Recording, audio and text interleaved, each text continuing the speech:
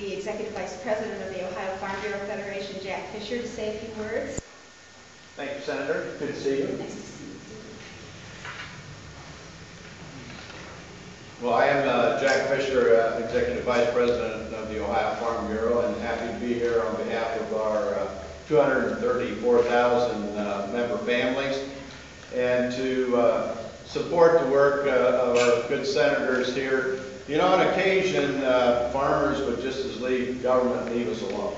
And so we're not always want to be engaged with our elected officials. But there are many opportunities where government and farmers and society working together are a great thing. And so, Senators, we thank you for your leadership, and certainly the Farm Bureau supports this legislation. And as we do in Farm Bureau, when we see a good thing, we put it out there to all your colleagues that it's a key vote, and we're going to work hard to help you pass the legislation. So we make that commitment. But what I would like to focus on here, we've got lots of experts that can tell you about the products and the movement of ag bioresource industry in the state. But I want to compliment our farmers and government and the researchers here. Here's a case where Ohio farmers invest their dollars in research and development to advance our industry. And then we have New Venture here that takes that opportunity and develops new products. We have a relationship with Battelle in the state that's very strong and very important. And then we have government providing leadership by way of development dollars through the Third Frontier and other programs, and the establishment of OBIC with Dr. Myers, and I think Denny's going to speak here this morning. Here we have a cooperative working relationship between farmers, researchers, and government to serve all Ohioans. And that today is a good thing. And Senator, we on occasion need the support of good leadership in government to advance our products and serve all Ohioans. And this is a great example. Thank you for your leadership, and we look forward to working with you and passing Senate Bill 131. Who would like to come up and speak? Maybe Senator Cafaro might like to say a word or two. Great.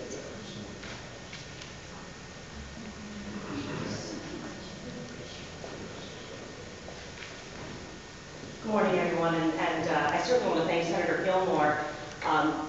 I see many people that I've had an opportunity to work with over the last few years. In 2007, I served as the Vice Chair of the Bioproduct Advanced Polymers Task Force here that was commissioned by statute and by the Ohio General Assembly. And it just so happens that Senator Gillmor and I served together on another commission, the Unemployment Compensation Advisory Council.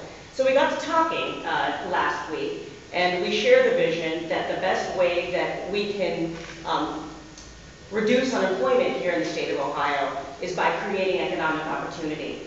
And I see many people that I've had a chance to work with, the folks from OBIC and OARDC and the Farm Bureau and the Soy Council and the corn growers and the folks from Polymers Ohio and many others that I've had conversations with over the last 2.5+ years because I really am extraordinarily passionate and believe that bioproduct development is the single most effective way for us to stimulate every aspect of our local economy. We've heard about the agricultural sector. We know that it's the #1 industry in the state of Ohio. But when you think about our history and our past, how can we best use our past to create a better future? Now, I come from northeastern Ohio.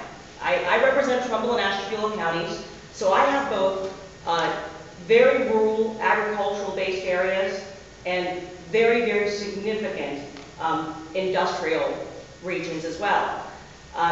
And so one of the things that bioproducts does is bioproducts would enable us to basically touch every part of the supply chain, being able to engage our agricultural folks, invest in higher education and make us competitive in research and development through folks like Battelle, Polymers Ohio, OBIC, the University of Akron, and then reinvigorating our industrial economy. Because we are very fortunate that we have polymers development based from the rubber industry in Akron and in Summit County, and working together with our industrial sector. I'll give you one example briefly from my district, and that is there is a company in Ashtabula County that has been working actually with the University of Akron, I believe Polymers Ohio, to develop a soy-based composite for basically fiberglass buses. These fiberglass buses made out of soy-based composites would be lighter, more fuel efficient, and would provide more room, because they are lighter and more fuel efficient, for like a flex fuel engine or an alternative based engine.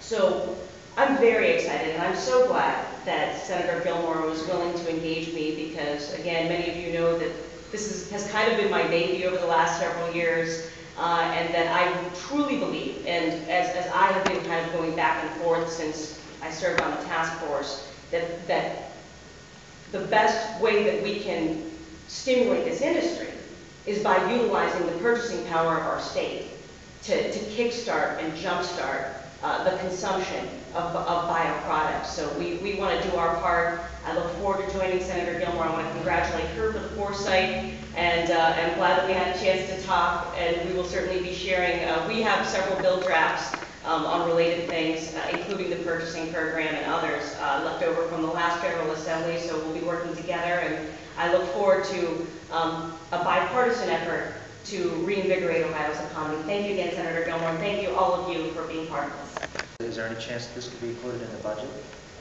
I don't want it included in the budget because I think that it needs to stand alone. It is so important. And as you heard earlier, we need to get the word out to the average Ohioan what this really means.